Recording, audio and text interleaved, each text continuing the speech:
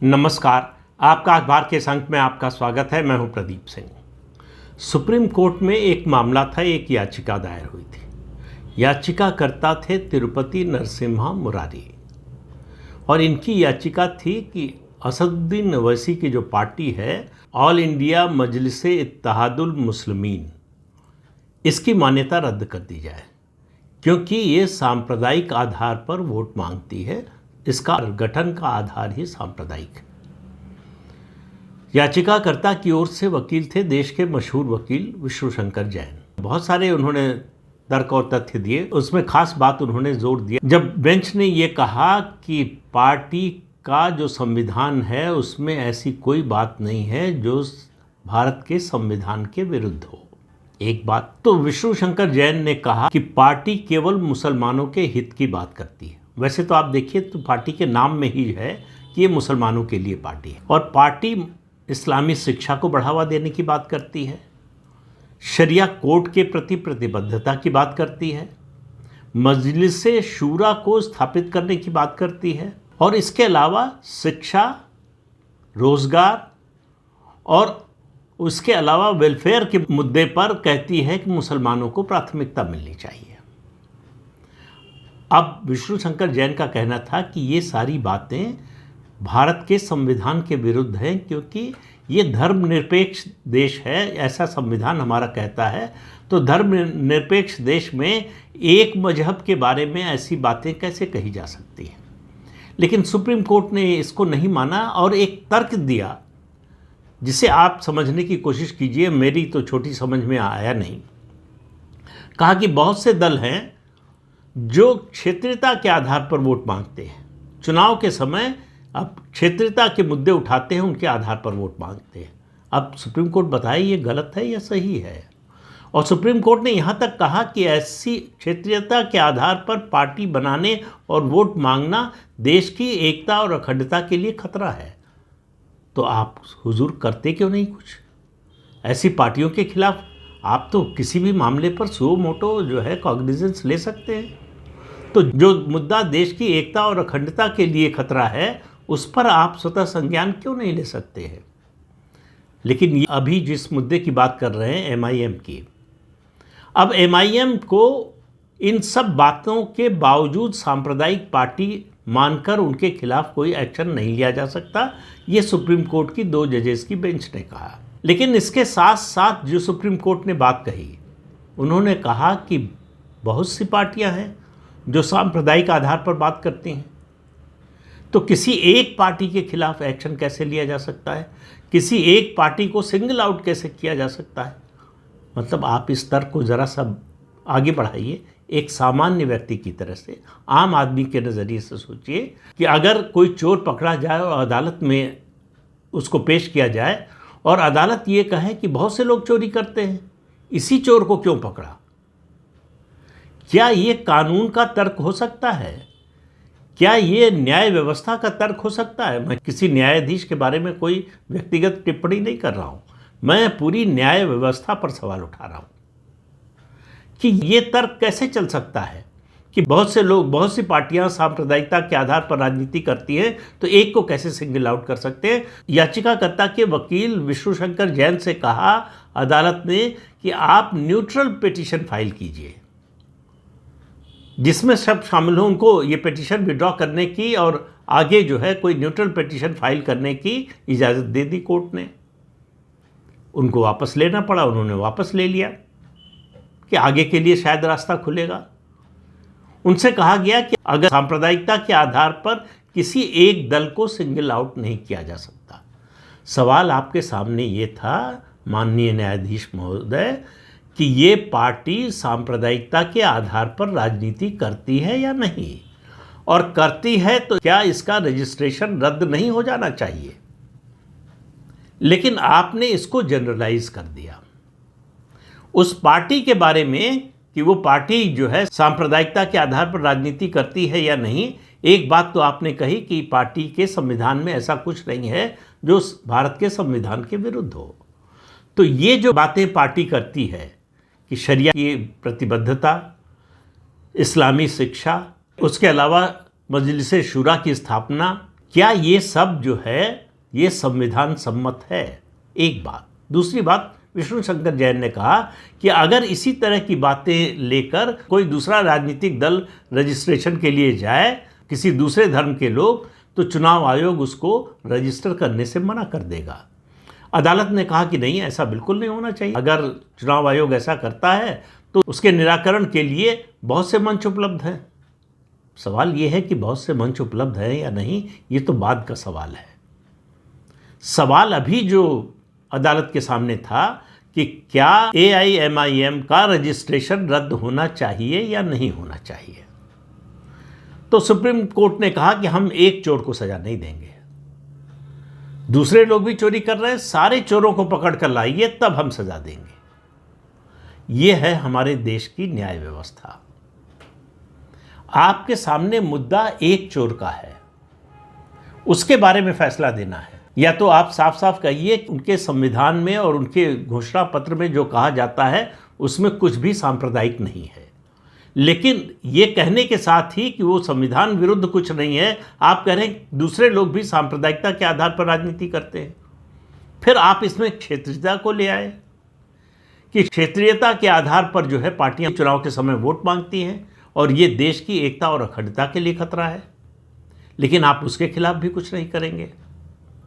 और आप जो है व्यापक चुनाव सुधारों की भी बात करेंगे। तो एक फैसला आपके सामने, आपसे मेरा मतलब किसी व्यक्तिगत न्यायाधीश से नहीं है, सुप्रीम कोर्ट से है, देश की सर्वोच्च अदालत से है। आपके सामने एक मामला महाराष्ट्र का है। महाराष्ट्र का वो मामला है, आपको याद होगा, शिवसेना और NCP का, जिसके बारे में चुनाव आयोग ने फैसला दिया। अदालत ने अभी तक फैसला नहीं दिया, सुप्रीम कोर्ट ने नहीं दिया है। चुनाव आयोग ने जो फैसला दिया वो मेरी नज़र में बड़ा क्रांतिकारी फैसला है। जो शब्द इस्तेमाल नहीं किया सुप्रीम कोर्ट की इस खंडपीठ ने, क्षेत्रीयता की बात कही, लेकिन वंशवादी राजनीति की बात नहीं कही उन्होंने। उसका उनके पास पर्याप्त जो है संवैधानिक कानूनी आधार होगा नहीं करने का, लेकिन चुनाव आयोग ने उस स्थिति पर या उस बुराई को इंगित किया और उस पर चोट की। चुनाव आयोग में जब किसी पार्टी के दो पक्ष हो जाते हैं, विवाद जाता है, तो चुनाव आयोग फैसला करने का उसका तरीका ये होता है और उसका कानूनी आधार भी यही है कि आप तय कीजिए कि कितने MP MLA किस गुट के साथ हैं, कितने राष्ट्रीय पदाधिकारी, कितने क्षेत्रीय पदाधिकारी, कितने जिला पदाधिकारी किस गुट के साथ हैं। बहुमत जिसके साथ है, पार्टी का सिंबल और नाम उसको मिलेगा। लेकिन पहली बार ऐसा हुआ कि चुनाव आयोग ने शिवसेना, जो अविभाजित शिवसेना थी, और NCP, जो अविभाजित NCP थी, उसके बारे में इसको कंसीडर नहीं किया, बल्कि इस आधार पर फैसला दिया कि किसके साथ सांसद और विधायक ज़्यादा हैं। अब इस पर हंगामा मचा। जो पक्ष हारा उसने कहा कि भाई ये तो तरीका ही नहीं है ये साबित करने का कि बहुमत पार्टी का किसके साथ है। तो चुनाव आयोग का तर्क ये था कि ये वंशवादी पार्टियां हैं, यहाँ जो संगठन के चुनाव होते नहीं, जो होते हैं वो जो परिवार है उसका जो मुखिया है उसकी मर्जी के अनुसार होते हैं, उसकी मर्जी के अनुसार जो है तय किए जाते हैं संगठन के पद पदाधिकारी। तो ऐसे में इस चुनाव को वैध कैसे माना जा सकता है? तो इसका एक ही तरीका है जानने का कि जनता किस गुट के साथ है। तो जिसके सांसद और विधायक ज़्यादा हैं, ये माना जाना चाहिए कि मतदाता या जनता या उसके समर्थक ज़्यादा इस गुट के साथ है। इसी आधार पर एकनाथ शिंदे के गुट को मान्यता दी गई और पार्टी का सिंबल और चुनाव चिन्ह दिया गया। इसी के आधार पर अजित पवार के गुट को जो है मान्यता दी गई और उनको पार्टी का नाम और सिंबल दिया गया। अब ये मामला सुप्रीम कोर्ट में लंबित है। अगर सुप्रीम कोर्ट चुनाव सुधार चाहता है कि जाति के नाम पर पार्टियां न बने, राजनीति न चले, वंशवाद के नाम पर पार्टियां न बने न चले, तो फिर उसको चुनाव आयोग का ये जो फैसला है उसके बारे में अपना फैसला सुनाना चाहिए कि चुनाव आयोग का ये फैसला संविधान सम्मत है या नहीं। चुनाव आयोग को इस आधार पर इस निर्णय तक पहुंचने का अधिकार है या नहीं। अगर चुनाव आयोग का ये फैसला सही है तो वंशवादी पार्टियों के लिए ये बहुत बड़े खतरे की घंटी है। कि पार्टी का सिंबल, नाम, सब कुछ जा सकता है अगर आपके साथ सांसद और विधायक बहुमत में साथ नहीं है, जो उद्धव ठाकरे और शरद पवार के साथ हुआ। तो चुनाव सुधार की दिशा में ये एक बहुत बड़ा कदम हो सकता है, या इसका उल्टा हो सकता है। अगर इस फैसले को सुप्रीम कोर्ट पलट देता है चुनाव आयोग के, तो वंशवादी पार्टियों के लिए आधार पुख्ता हो जाएगा कि एक व्यक्ति का या एक परिवार का फैसला चलेगा कि पार्टी किसके पास रहेगी। दोनों में से कोई एक तरफ तो मामला आएगा ही।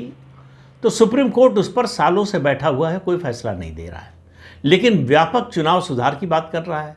कह रहा है कि न्यूट्रल जो है पिटीशन लेकर आइए। तो सुप्रीम कोर्ट ये मानता है कि क्षेत्रीयता के आधार पर राजनीति हो रही है, जातिवाद के आधार पर राजनीति हो रही है, लेकिन उसके सुधार के लिए कुछ नहीं करेगा। और हमारे संविधान में आपको बता दें, मालूम भी होगा आपको, कि राजनीतिक दल का कोई जिक्र नहीं है, विधायक दल और संसदीय दल का जिक्र है। तो राजनीतिक दल का संविधान में कोई जिक्र नहीं, इसलिए सुप्रीम कोर्ट की जिम्मेदारी और जवाबदेही और बढ़ जाती है। ये जो बदली हुई परिस्थितियां हैं, इनमें राजनीतिक दलों का कार्यकलाप कैसे चले, संगठन के बारे में फैसला कैसे हो, पार्टी पर किसका अधिकार हो, इसका फैसला किस तरह से हो, और सबसे बड़ी बात, चुनाव आयोग ने जो फैसला किया है वो फैसला क्या आगे के लिए मान्य होगा, या उस फैसले को सुप्रीम कोर्ट रद्द कर देगा। ये सारे सवाल हैं, इन सब का जवाब सुप्रीम कोर्ट के फैसले से मिल सकता है, जिसके बारे में आज तक कोई निर्णय नहीं हो रहा है। तो सुप्रीम कोर्ट अगर सचमुच व्यापक चुनाव सुधार चाहता है, तो सबसे पहले तो उसे चुनाव आयोग के इस फैसले के बारे में, जिसको चुनौती दी गई है सुप्रीम कोर्ट में, उस पर फैसला करना चाहिए। लेकिन उस पर कोई फैसला हो नहीं रहा है। जो पिटीशन लेकर जाएगा उससे कहा जाएगा कि भाई और लोग भी सांप्रदायिकता के आधार पर राजनीति कर रहे हैं, तो इसका मतलब आप कह रहे हैं कि ये पार्टी भी कर रही है। इसका और क्या निष्कर्ष निकाला जाए? आप सिर्फ यही तो कह रहे हैं कि ये अकेली पार्टी नहीं है जो सांप्रदायिकता के आधार पर राजनीति कर रही है, दूसरे दल भी कर रहे हैं, उनकी भी बात करिए, किसी एक को सिंगल आउट क्यों कर रहे हैं? अब ये किस तरह का तर्क है? मुझे तो कानून और संविधान की जानकारी नहीं है, एक सामान्य व्यक्ति हूँ, लेकिन एक सहज बुद्धि, जिसको कॉमन सेंस कहते हैं, उसके आधार पर ये बात जो है गले के नीचे उतरती नहीं कि एक को क्यों नहीं सिंगल आउट किया जाए। अगर एक के खिलाफ ही हमको लगता है कि ये गलत कर रहा है, तो हम एक के खिलाफ जाएंगे। हमको नहीं लगता कि बाकी कर रहे हैं, तो हम बाकी के खिलाफ क्यों जाएंगे? और सुप्रीम कोर्ट के सामने या किसी भी अदालत के सामने जो मुद्दा है उस पर फैसला करना है। या तो आप व्यापक बनाइए उस मुद्दे को, कहिए कि इसमें और पार्टियों के बारे में भी हम विचार करेंगे, उन पार्टियों को आप जो है नोटिस दीजिए कि आप भी सांप्रदायिकता के आधार पर राजनीति करते हैं, आप जवाब दीजिए, क्यों ना आपकी मान्यता रद्द कर दी जाए। ऐसा भी नहीं किया सुप्रीम कोर्ट ने। तो सुप्रीम कोर्ट से बड़े विचित्र तरह के फैसले आ रहे हैं। कोई एक मानक नहीं है। अभिव्यक्ति की स्वतंत्रता के बारे में अलग अलग समय पर सुप्रीम कोर्ट के, हाई कोर्ट के अलग अलग फैसले हैं। एक जगह जिसको अभिव्यक्ति की स्वतंत्रता माना जाता है, दूसरी जगह नहीं माना जाता है। एक मामले में जो है अभिव्यक्ति की स्वतंत्रता का दुरुपयोग करने पर जिसे गिरफ्तार किया जाता है, उसको तुरंत जो है रिहा करने का आदेश दिया जाता है हाई कोर्ट से कि आप जो है इसको अपराधी बनाना चाहते हैं। दूसरी तरफ आप 2-2, 3-3 दिन तक जो है बेल की एप्लीकेशन नहीं सुनते हैं और ये टिप्पणी करते हैं कि इससे कोई आसमान नहीं फट पड़ेगा। भाई, न्याय की अदालत में अगर कोई व्यक्ति गया है तो न्याय की उम्मीद में गया है, और इस उम्मीद में गया है जो सबके साथ हो रहा है वही हमारे साथ होगा। यानी अदालत सबको समान दृष्टि से देखेगी। उसके अदालत के सामने तो मुद्दा यही है कि ये कानून और संविधान का उल्लंघन है या नहीं है। उल्लंघन है तो चाहे जो व्यक्ति हो, जिस धर्म का, मजहब का मानने वाला हो, जाति का, भाषा का हो, क्षेत्र का हो, उसको सजा मिलना चाहिए। अगर वो कानून तोड़ रहा है, संविधान तोड़ रहा है, अगर नहीं तोड़ रहा है तो उसको जो है न्याय मिलना चाहिए।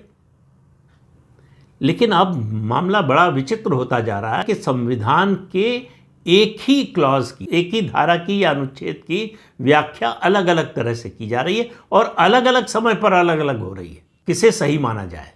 एक मामले में जिस के आधार पर आप फैसला सुनाते हैं, दूसरे मामले में दूसरी पीठ उसके ठीक विपरीत फैसला सुनाती है, तो ये कैसे हो सकता है? और ऐसा भी हो रहा है, ये अभी जो आपने देखा उदयपुर फाइल्स के मामले में सुप्रीम कोर्ट ने फिल्म के रिलीज पर रोक लगाने से मना कर दिया था, लेकिन हाई कोर्ट ने रोक लगा दी। तो क्या हाई कोर्ट को यह अधिकार है कि सुप्रीम कोर्ट के फैसले के खिलाफ वो फैसला सुनाए? अब ये ऐसे सवाल हैं जो आम व्यक्ति को चक्कर में डाल देते हैं, उसको समझ में नहीं आता कि हो क्या रहा है, देश की न्याय व्यवस्था किस दिशा में जा रही है, कैसे न्याय की उम्मीद करें। कम से कम संविधान के अलग अलग प्रावधानों की व्याख्या के मामले में तो एकरूपता होनी चाहिए। ये तो ऐसा लग रहा है माथा देखकर तिलक लगाने वाली बात है। इस मामले में हम इस तरह से व्याख्या करेंगे और ऐसा मामला होगा, इनका मामला होगा तो इस तरह से व्याख्या करेंगे। तो इसका नतीजा क्या होगा? लोगों का भरोसा न्याय प्रणाली से उठेगा, लोगों का भरोसा हाई कोर्ट और सुप्रीम कोर्ट से उठेगा। तो अगर आपको न्याय व्यवस्था में भरोसा लोगों का कायम रखना है तो इसके बारे में विचार कीजिए। ये एक ही मुद्दे पर एक जैसे संवैधानिक प्रावधान के मामले में उनकी व्याख्या अलग अलग करना ये बंद होना चाहिए। और इस पर मेरा मानना है कि सुप्रीम कोर्ट को विचार करना चाहिए और हाई कोर्ट्स को भी निर्देश देना चाहिए कि ये गाइडलाइंस है, इन्हीं को फॉलो कीजिए। किसी को एतराज़ नहीं होगा, लेकिन अगर जो है आधार ये होगा कि एक पुलिस से पूछा जाएगा कि एक ही चोर को क्यों पकड़ के लाए, बहुत से लोगों ने चोरी की, सबको पकड़ो तब जो है हम फैसला सुनाएंगे, तो माफ़ कीजिएगा न्यायाधीश महोदय, ये तो सही न्याय नहीं हुआ। और अगर ये सही न्याय है तो आपको समझाना चाहिए देश के लोगों को कि ये कैसे है। तो इस अंक में इतना ही, अगले अंक में फिर मिलेंगे किसी नए मुद्दे के साथ। तब तक के लिए अनुमति दीजिए। आपसे अनुरोध है कि चैनल देखिए, शेयर कीजिए, लाइक कीजिए और सब्सक्राइब ज़रूर कीजिए। नमस्कार।